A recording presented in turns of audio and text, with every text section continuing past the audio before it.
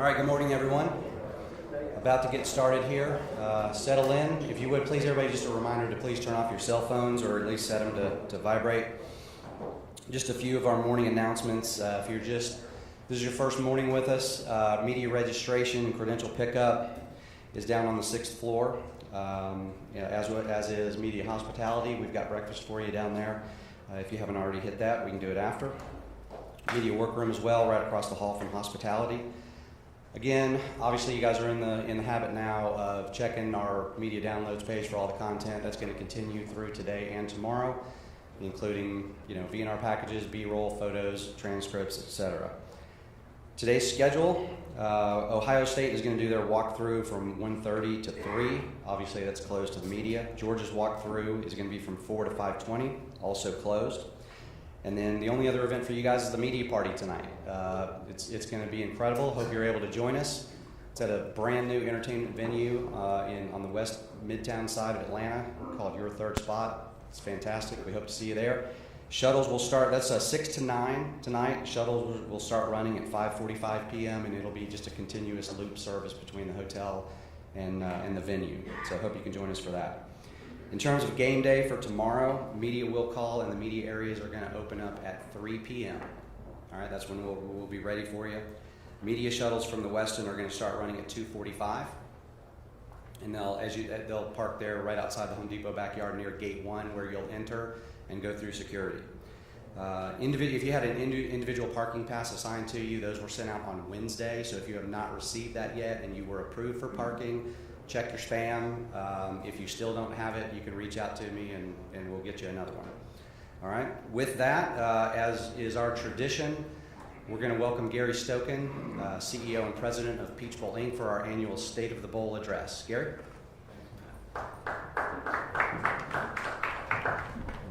Wow, my parents are in the crowd. Thanks, man. I appreciate it.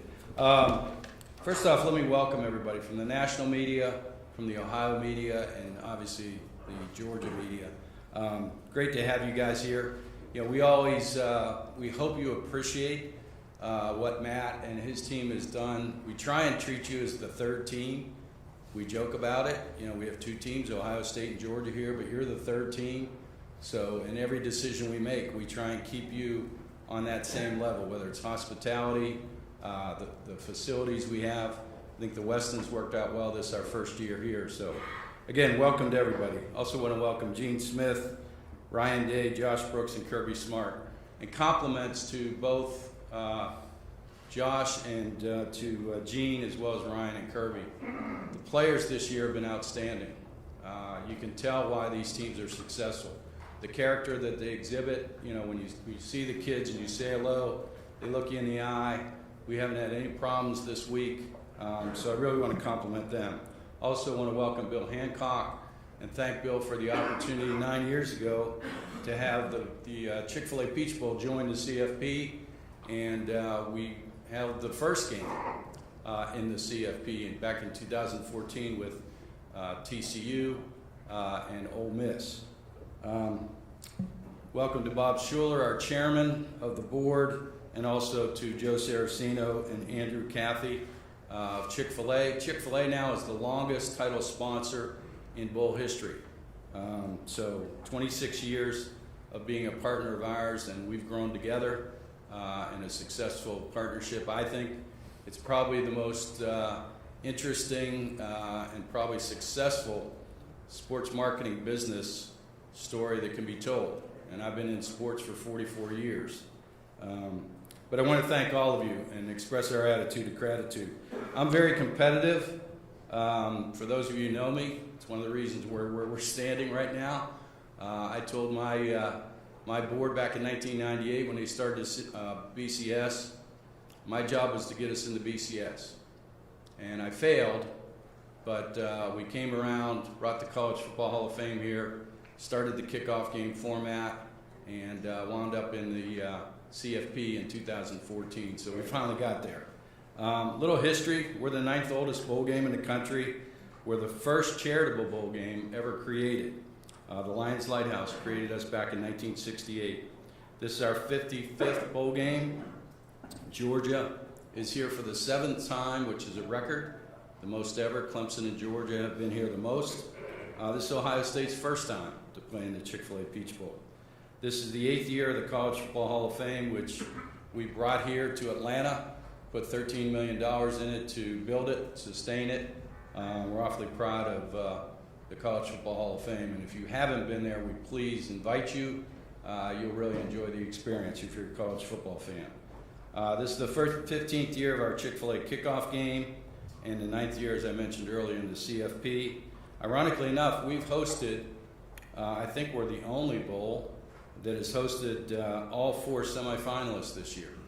We hosted TCU in 14, Michigan in 19, Georgia in 20 and 22, and Ohio State this year in 22.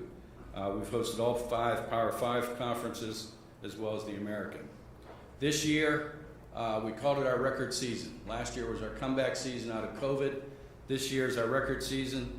We've had 3 games, and 5 of the 6 teams that have been in those games have all been ranked in the top 11.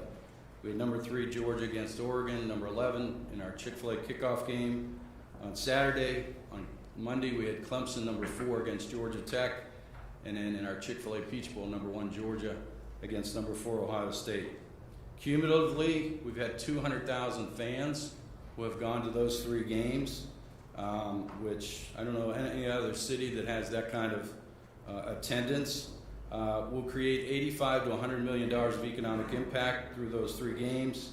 And in the 4th largest convention town in the United States, Atlanta, Georgia, 2 of the top 5 conventions on an annual basis are our Chick-fil-A kickoff game and our Chick-fil-A Peach Bowl. You add the SEC championship to that, and 3 of the top 5 conventions in Atlanta on an annual basis are college football. That's how important college football is to the city of Atlanta. As I mentioned, we're the most charitable bowl organization in the country by far. We've given $61 million back to charity since 2002. This year alone, we'll give $6.1 million to charity. Some of that has gone to children's health care, $22 million of that, to eradicate childhood cancer.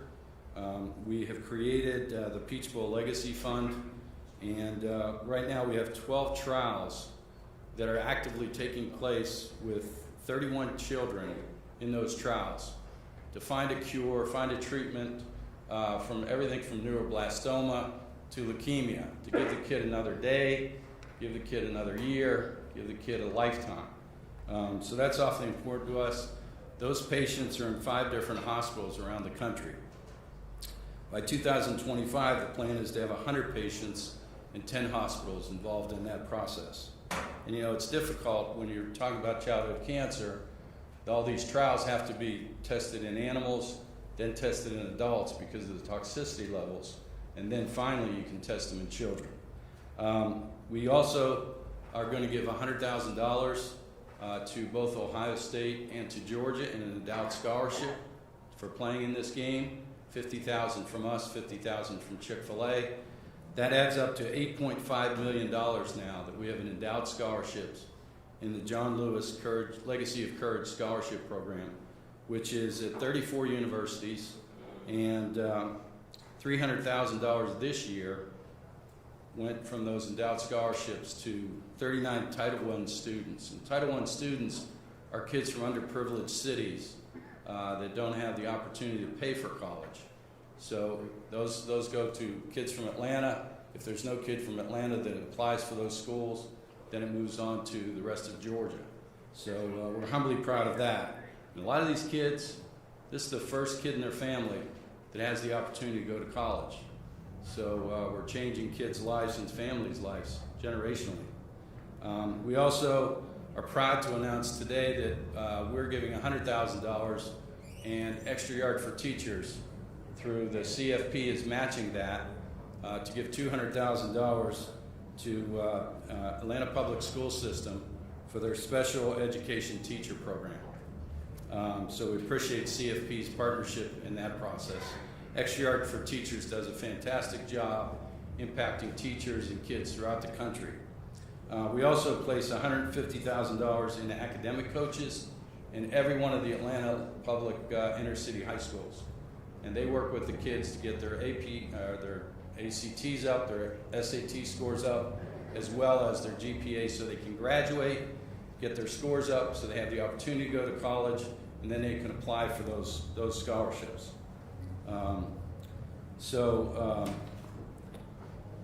The last thing, we do commit $250,000 to Lions Lighthouse and Lions Club International. They founded us, and we're very happy and humbly proud to give back to them. They do eye screening with elementary school kids, where these kids don't have insurance, eye insurance, and we just tested an elementary school in Atlanta inner city. There were 50 kids, and 28 of the kids needed to see an optometrist. So we go on and get them glasses, and they all of a sudden turn into a different kid because they can see better. So what's the future hold for us? 2024, we'll start the season with Georgia versus Clemson. We'll host the CFP quarterfinals in the Chick-फ़il-A Peach Bowl. And then at the end of that season, Atlanta will host the national championship game with the CFP and be the only city that's hosted twice in the first 12-year contract of the CFP. In 2025, we'll host South Carolina versus Virginia Tech and Tennessee versus South Carolina in our 2 kickoff games. And then at the end of that season, we'll host the CFP semifinal at the Chick-फ़il-A Peach Bowl again. So you can see why, with the Hall of Fame, the SEC Championship, the Celebration Bowl, which is the HBCU National Championship game, why a lot of people call Atlanta the capital of college football. So in closing, this is my 25th year as CEO and president of Peach Bowl, Inc. I remember back in 1998, we hosted Georgia, who was unranked, playing Virginia, and we were called a third-tier bowl game. So it's very rewarding, and I want to congratulate our staff, which is the best in the business, the best volunteers in the bowl business, the best board. We have the best venue, the best city and state to do this, the best title partner, and the best fans who consistently sell us out. We now sold 22 of 25 games for sellouts. So hosting the #1 in the country, Georgia, 25 years later from that 1998 when we were called a third-tier bowl game, is awfully rewarding to all of us. So with that, I wish you a Happy New Year and hope that all of you enjoy the journey. Thank you.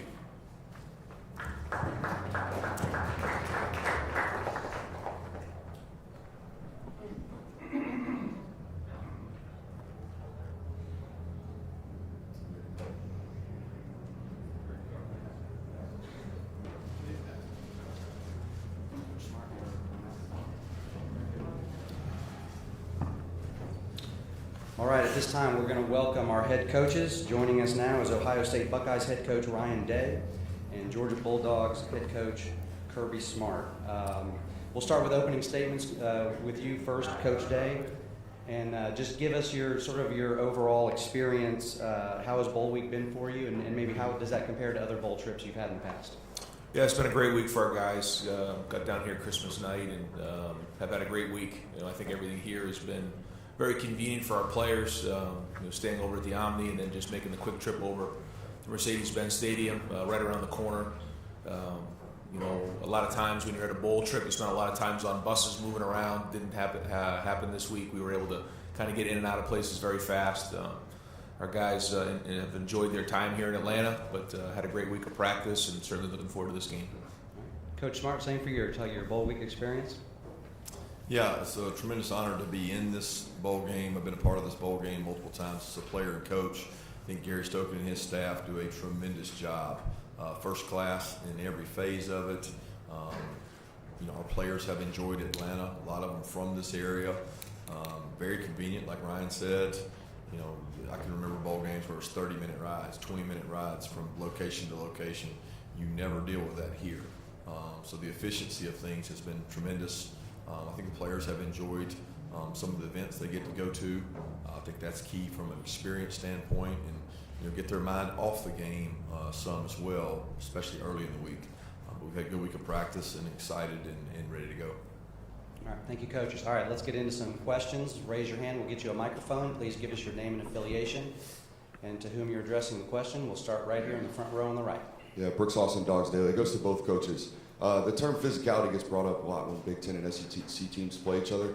What does that term mean to you, and what does it mean to the success and the winning of this football game? I think physicality is part of this game, and it's a major part of every football game. I mean, when you look across the board, you do studies on these semifinals and final playoff games since the playoffs started. Physicality at the line of scrimmage has been really critical. When you look across the board, teams that run the ball well tend to win these games. Also, red area third down and explosive plays are indicators, but the line of scrimmage play and physicality. But physicality can be a lot of different ways. It can be on the perimeter. It can be on special teams. It can be a lot of different venues, ways of looking at it. And I got a lot of respect for both conferences, because when you play in a bowl game, you get to watch the other conference all the way through. You get to see all these teams they play, and you have a lot of respect for the conference that you're playing. They have great physicality in that conference, always have, and we respect that. Yeah, I agree with everything Kirby said. That's the way the game's played. It's the game of football, and you have to play physical.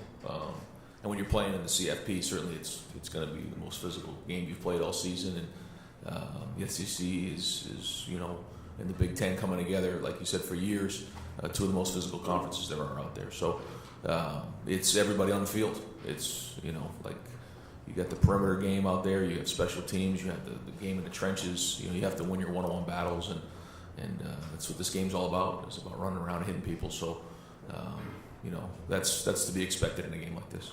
All right, take our third row on the far right. Bill Rabinowitz, Columbus Dispatch, for Ryan. Kind of related to that, you used the term violent a couple times yesterday, which struck me. I get the sense that your team takes that personally. The idea that you feel like you got to prove that physicality, that violence. Can you just kind of address that?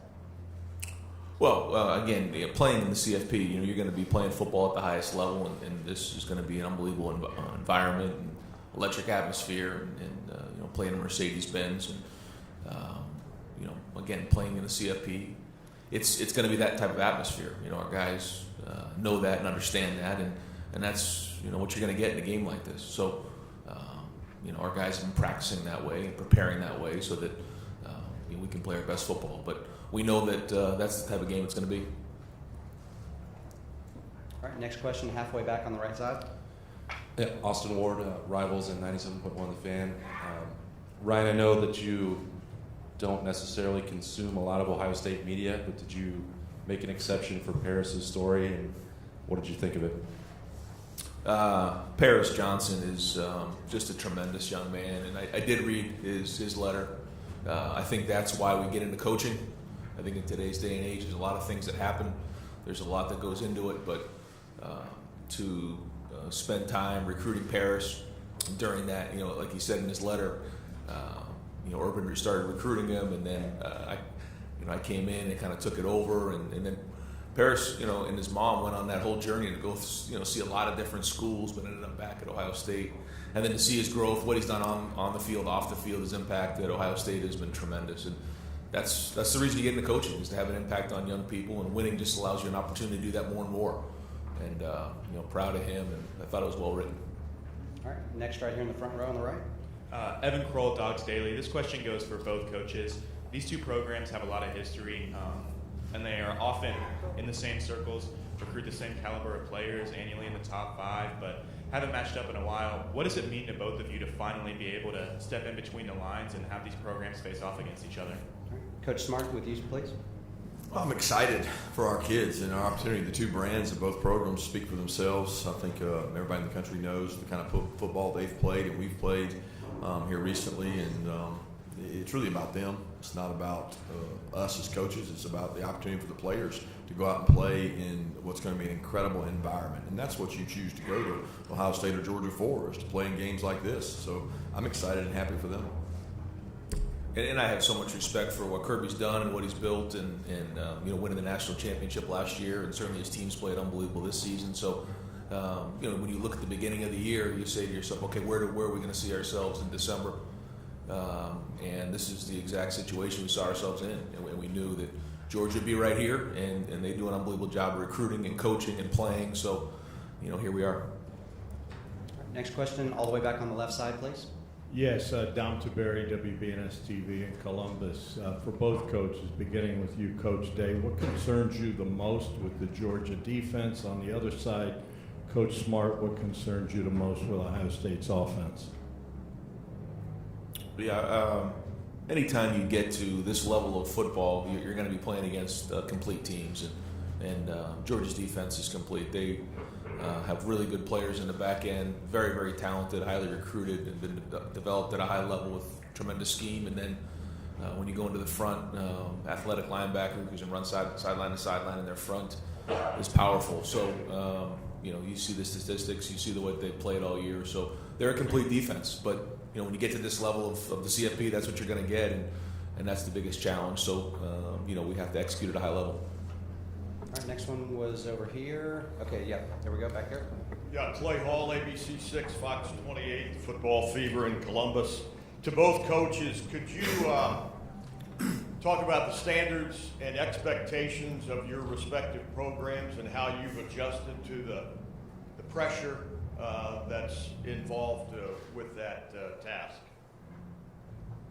Yeah, there's always been pressure. So I don't know that there's an adjustment to pressure. There's just as much pressure from year 1 to year 7. The expectations don't change. We embrace that. The standards that are created through the players that play there. And we've had a really good leadership kind of over the last 6-7 years, and they've created a standard for the younger players to emulate.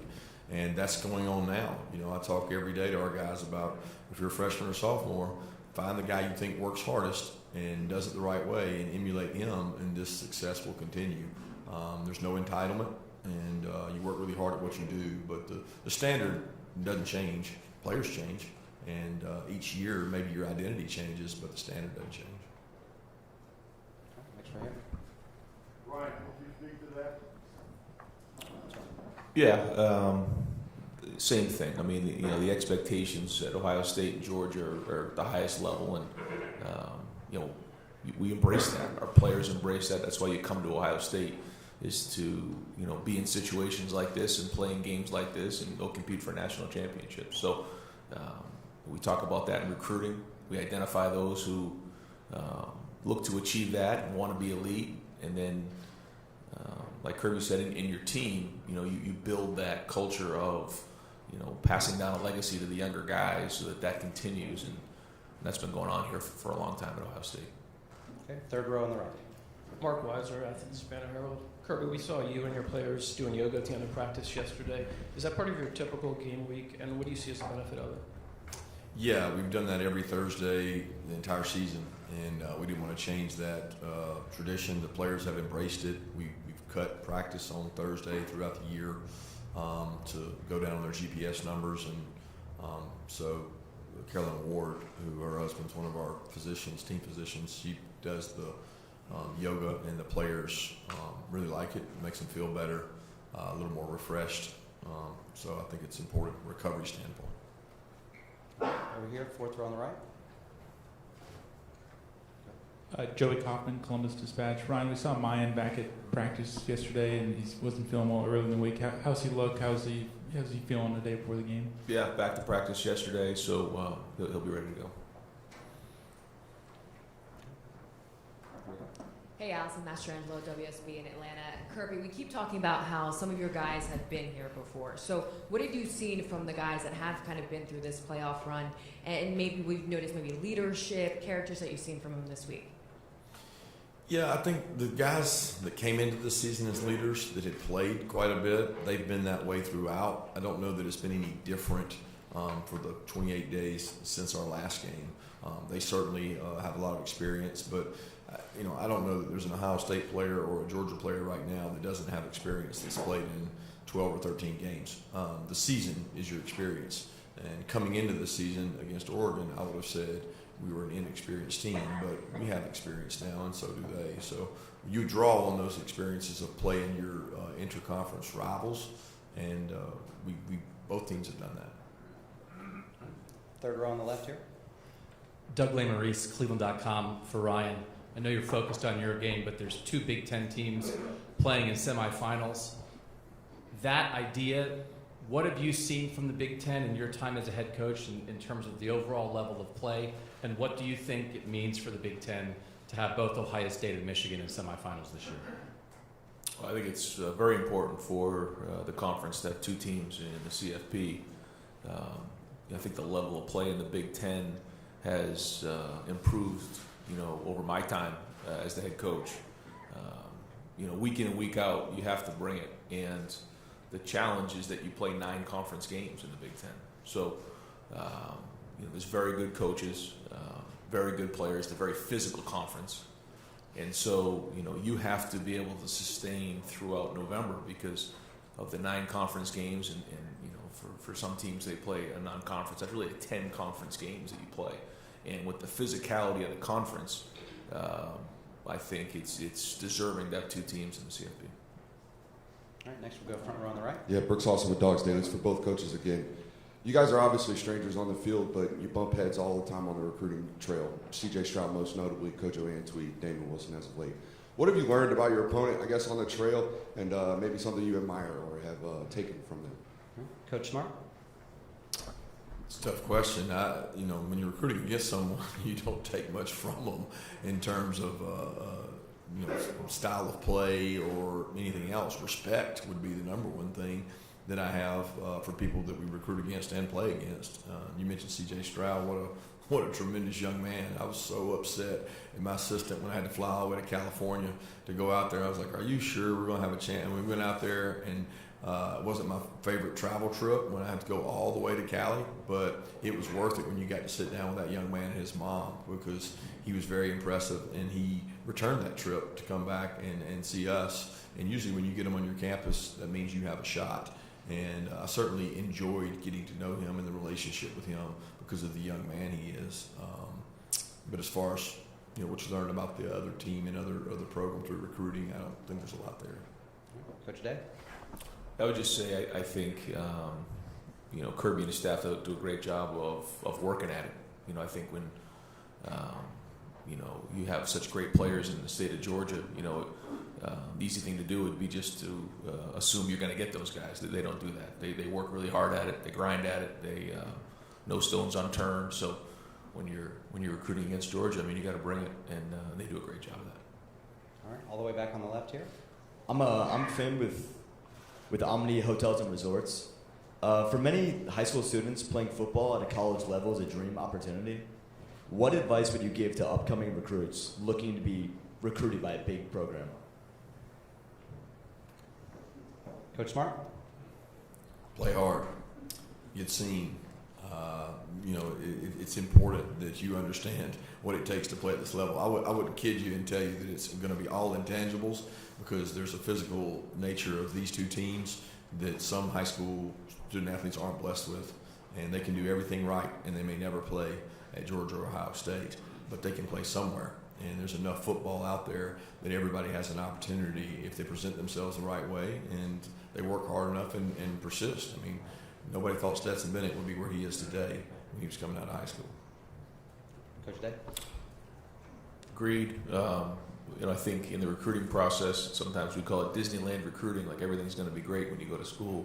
The truth is there's twists and turns along the way, and everybody has their own journey, so that a big part of going through the process of college is working through adversity and tough times. And so I think a big part of going through the process is choosing a school that's going to develop you at a high level in all areas of your life. Certainly there's the football part of it, and that's a big part of the experience, but there's a lot more to it than that. So in today's day and age, there's a lot of new changes and a lot of things going on, but focus on the things that matter, I think, is critical. All right, middle row on the aisle. Yeah, a question for Kirby, Connor Riley, Dog Nation. What have you been able to see from Ladd and Warren McClendon this week, and how beneficial have these last 4 weeks been for Amarius Mims and A.D. Mitchell? They've been great for those 2 guys. Amarius has gotten to play a ton this year, so he's been a rotational player, and mainly for the reason that if you lost somebody, you could go in and play. If you remember, Jamari had this situation some last year at the end of the year, and even in the championship game, where he had to move positions and play with some injuries and do some things to help us out. So, and we're still hopeful to get Ladd and Warren back. All right, next question right here on the far right. Coach Kirby, Caleb Spinner, Scarlet and Gray Sports Radio, Buckeyes Now. You were neck and neck in recruiting C.J. Stroud. What attributes did you see in him, and what does he share with Stetson Bennett? Well, he's a tremendous leader, and I think when you play that position, you better be a leader. And he's very quiet then, very humble, but very talented. And he has great vision down the field. He has great athleticism to take off and run, and that's something he and Stetson both share. They had two different kind of paths. CJ was highly recruited. CJ got to play relatively early in his career, and they both had success. I have a lot of respect for the way that both of them treat their teammates and make it more about their teammates than themselves. All right, midway back on the left, please. Patrick Murphy from 247 Sports. For both coaches, you guys have had to deal with injuries throughout the season, next man up mentality. How does that change when you're at this point playing in the college football playoff, when you need guys to step in for those guys who may be out for these games? Yeah, I don't think it changes. When you're into this part of the season, you certainly have a month to get some guys healed up, but that's college football. You can't pick up somebody on waivers. You gotta develop young players and bring them along. And this time has been great because bowl practice is very similar to spring practice, where you can get young players a lot of reps and a lot of good work. So you continually use this time, the spring practice, the preseason, to build your depth, so that when you need to fill a guy, fill a spot, you can do that. And this time of year, there's always those opportunities for players to do that. So it doesn't change. Yeah, I don't think it changes. Okay, on the aisle here on the right. Tim May, Letterman Row. I'd like both you guys to address this. You're both leaders in your profession. You've had teams get to the college football playoffs several times and stuff. What is the fair, you think, remuneration that players should be looking at, maybe down in the future, for playing in these games, sharing in basically the wealth, or whatever you want to call it, a bonus, whatever you want to call it? I would think you were probably both before. What do you think would be a fair number? I don't think you can put a number on that. I don't think it's fair for me to sit here and assess that number without studies and values. I do think the NIL opportunities that our players have gotten have been tremendous for them in terms of creating a lot of opportunity for themselves and a chance to help their families. I think the CFP does a tremendous job, who gives a really handsome check to the families to travel to these locations that are tremendously hard to get to. And you're talking about 2-night minimums, and you're talking about New Year's Eve. And those are things that I know when I was a player, the parents weren't afforded. So it's come quite a ways. But to put a number on that, I'd be remiss to try to answer that right now. Coach Day? Yeah, same thing. To try to wrap my mind around how much that is or what that should be. I mean, I do think there should be something for them, for sure. And I do think what they're doing now is great.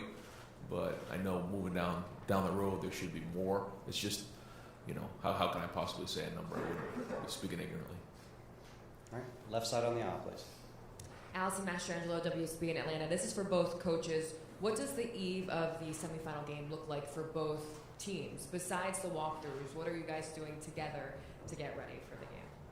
Coach Day, start with you. We'll keep our routine the same. We've tried to keep this week like a game week and less like a bowl week. So, like you said, we have our walkthroughs, we have our meetings, we have our night together on Friday. We call it Best Fridays in football, and it'll be a long day. Getting ready for this game at 8 o'clock kickoff. So, we try to do the best we can to keep the routine the same, and that's meetings, walk through over at the stadium, and then we come together for dinner, movies, watch some football, and then get to bed. Yeah, very similar. We keep the same routine. We keep it home and treat it like a road game in terms of we would be arriving today. We want them to have a mindset of they arrive today. That's one of the hardest things psychologically to prepare your team for, from being in the same place for 6-7 days, sometimes in the same room. So psychologically, we try to do some things to help with that, and then we treat it like we arrived, we go do a walkthrough, we do a movie, and prepare for a big day tomorrow. Over here on the left. Yes, Dom Taberry, WBNS TV. Coach Smart, what is your biggest concern with the Ohio State offense, and is this the best offense your defense will face today? That's hard to answer that in terms of is it the best that we faced today, because we haven't faced them. You know, when you look at them on tape, you certainly see the talent. It kind of oozes off the tape, especially at wide out, quarterback position, two really good protectors, and they got talented players across the board. A tight end who I have a lot of respect for. I think is one of the best tight ends we faced all year. So they got a guy that can distribute the ball and get it to them. So it's a very, very talented team. When you talk about concerns, it's trite expression, but it's the same concerns every game we play. How are we going to play? You know, what are we going to do in terms of execution, playing the ball in the air? There's going to be one-on-one matchups all over the field. You got to win those one-on-one matchups. And when you're playing Ohio State, you got to be disruptive. You know, you got to affect the quarterback some kind of way. Because if you don't, he's very accurate. He's a very accurate passer that knows where he's going with the ball. And when you give him free access with a quarterback like that, they can wear you out. So, but most games come down to the same thing: turnovers, explosive, red area, third downs. I mean, it's what the greatest indicators are of winning. All right, midway on the right. Mike Griffith, AJC Dog Nation. Kirby, last year I asked you and Nick Saban this question at the championship game, Coach Day, if you could answer in the NIL transfer portal area about this model, the disadvantages that you have preparing for a game while maybe other teams are working the portal or recruiting more aggressively. Do you think this is a sustainable model, what you're dealing with right now with the transfer window, as well as the NIL dealings that are taking place for both coaches? Yeah, it's sustainable. I don't think there's any question. Is it sustainable? Because there's nobody that's going to weep and cry for the teams that are playing in the playoff because they're playing in the playoff. There's nobody that feels sorry for us. I mean, we get advertisement galore on ESPN. We get opportunities like this. Our kids get to play in front of the largest viewership. The value you get in that in terms of recruiting or transfer portal, if that's what you choose to do, then you get plenty of time to do that. Everybody has time demands that plays in bowl games, and if you're not playing in a bowl game, you probably got other problems that you're concerned with too. So the model is what it is. I think we can all complain about it and say there's things that I wish were different, but it is what it is, and I don't have the answer or solution that says what's better. I agree with everything Kirby said. You know, the best recruiting is winning. So, you know, I think that's one of the best things about being in this situation is you get all the exposure for recruits and their families to see. You come to Georgia, you come to Ohio State to go play in the CFP. Well, here we are. So, you know, I think when you make decisions on changing things or moving things, the ripple effects don't get recognized for at least a couple years down the road. So early signing day, portal, NIL, all these types of things, you don't see them shake out for a couple years down the road. So I always caution about changing again and keep continually, you know, making all these changes because it just disrupts how things are being done. So, you know, as we move forward, we have to make sure that we're really smart about the decisions that are made and the changes that we make. Third row on the left here, please. Doug Lane Maurice, Cleveland.com for Ryan and then for Kirby as well. When you have multiple weeks to prepare a game plan in a situation like this, what are the similarities and differences to when you're preparing a game plan in a week's time during the season in terms of getting with your staff and building what you want to do on game day? Yeah, you know, for the bowl structure that we use, we spend the first part of the bowl month working on fundamentals and just good on good, and really don't dive into the game plan until we start to get a little bit closer towards the game, and then try to treat it like a game week. You obviously have more time to look at your opponent and get organized and you know, look at the things that they do, but then you can also get to the point where you can overdo it. It gets similar to, you know, the first game of the season. But at the end of the day, it's going to come down to fundamentals and who's going to play harder, who's going to execute, you know, at the highest level. But we try not to, you know, start the game planning too early, because then, you know, you start to, you know, get too much involved with the scouts and you don't get good on good work because it'll come down to fundamentals. Yeah, very similar to Ryan. A lot of it hinges on where Christmas falls and where your bowl game falls or your playoff game in that situation, because you're going to have a time there that you'd like to get a little break. I think the psychology of the players after 13 games, 14 weeks, you got to be careful.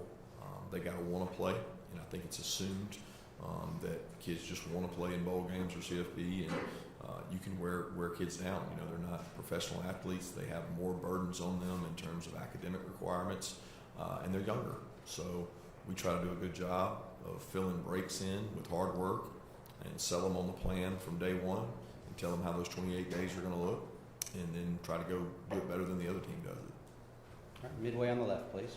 Maria Martin, 11 Alive here in Atlanta. Kirby, this is for you. When you think about how Stetson has grown and developed within your program, what's the biggest thing that you reflect on and what you're most proud of? The biggest thing that what? That you reflect on and what you're most proud of in his growth and development.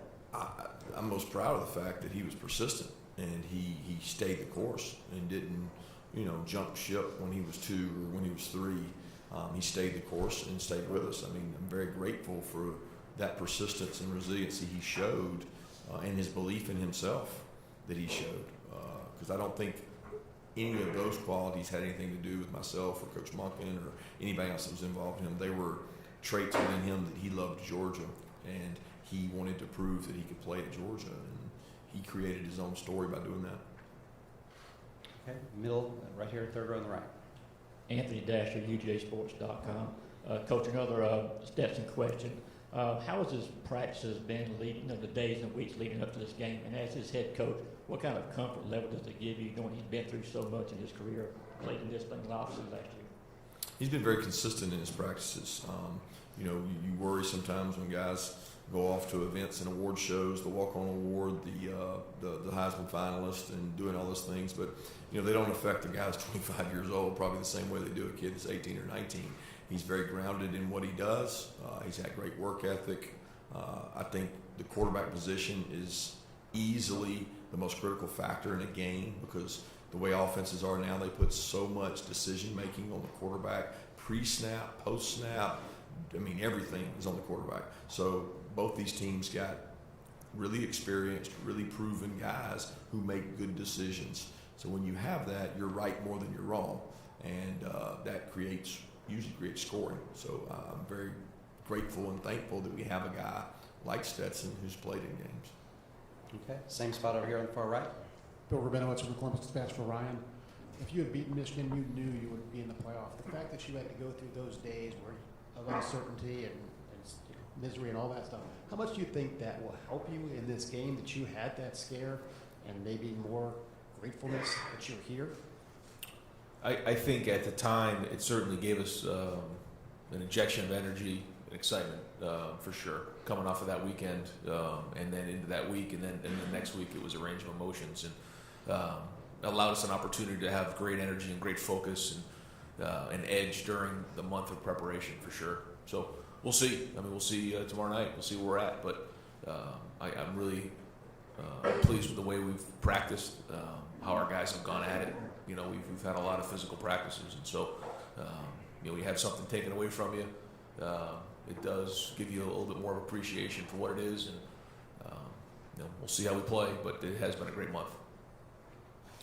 All the way back on the aisle on the right side, please. Hi, Jared Smalley from NBC in Columbus. Ryan, for you, in the days and the weeks since the last game of the season, you and some of your players have referred to the amount of pressure that you felt in that final game and the way it may have affected the performance in that game. And I'm wondering the message you've had to your players to avoid the word pressure and to try to get them to play loose and to their most natural athletic ability in the biggest game they'll play. Well, I just think, you go back to your training. You can't focus on things like that. What it comes down to is just playing, hard in practice and then going back on your training once you get out there and playing physical with your teammates. And there's going to be good plays, there's going to be bad plays. But just going out there and looking up at the scoreboard at the end of the game, and that's what we're going to do in the game. We're just going to play as hard as we possibly can. There'll be ups, there'll be downs, there'll be twists, there'll be turns in this game, but play as hard as we possibly can. And, you can't worry about things like that in a game like this. Right here on the second row. Tyler Danberg, Scarlet and Gray Sports Radio. Coach Day, how has practicing at Mercedes-Benz Stadium this week allowed you and your team to get accustomed to the venue? Well, it's a great stadium. It's a great venue, beautiful stadium. and being there for the week is, what you try to do is you try to make it your own. You try to say, okay, this is the Woody right here. This is where we come out and we run out of the Woody every day, and you try to make it a game week. You try to make it as much home as possible.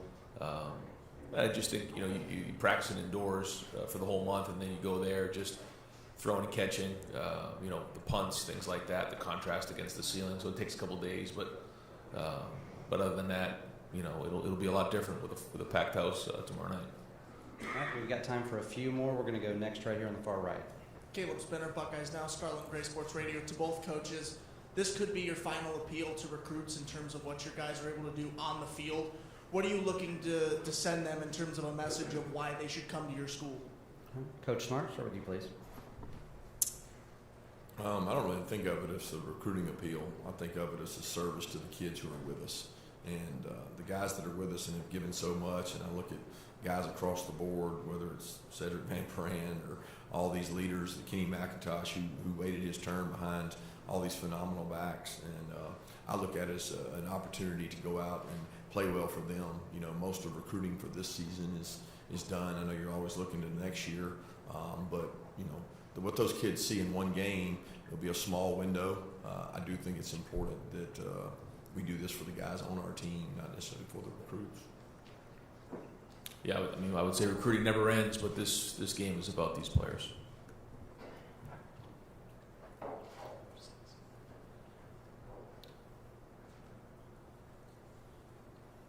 One more.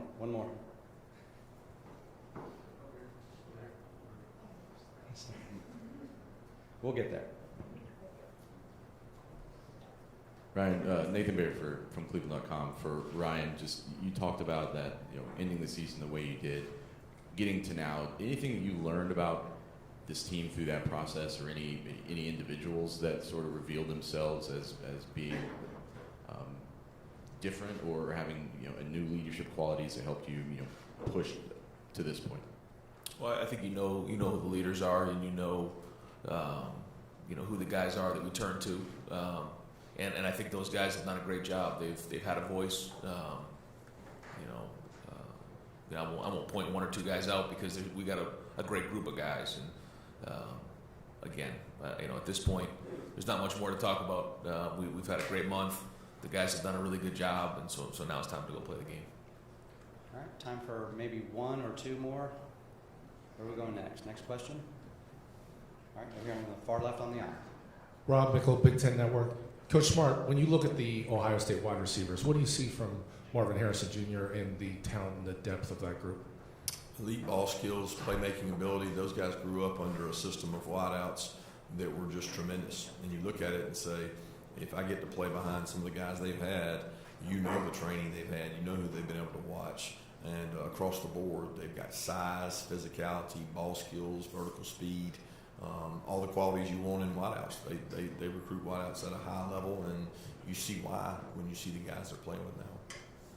All right, we'll take our final question midway back on the right, please. Yep. Bill Troche of Sporting News. This is for Kirby. After you guys won the national championship last year, did you reach out to any other coaches, maybe even in different sports, who had won a championship, and then ask them their approach to the following season, like if how they approached it, that type of thing? No, we have a couple in-house sports psychologists that we talked about how the mighty fall, and some business structures, the blockbuster model, and some different models where ego got the best of organizations in the business world, the corporate world, but didn't reach out to many coaches. I had experiences at Alabama, and I knew the kind of year it would be. It's always a little tougher to bring everybody back to home base. It was much easier for us this year because we had so many players leave, and we had a hungrier young team. All right, gentlemen, we'll wrap it up there. We will do a quick photo opportunity. If you guys could just stand up here behind the trophy, Gary.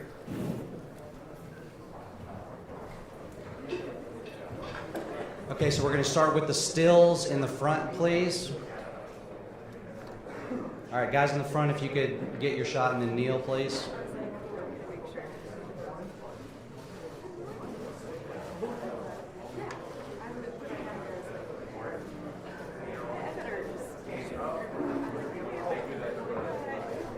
All right, Gary, well, let's get the coaches now by themselves.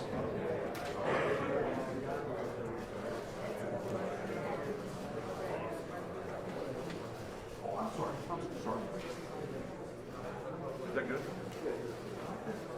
right, a couple more.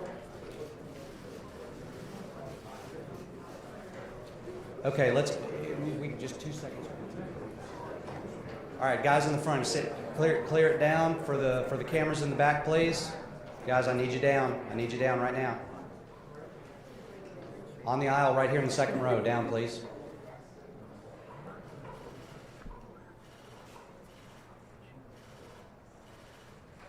All right, that'll do it. Thank you very much, gentlemen.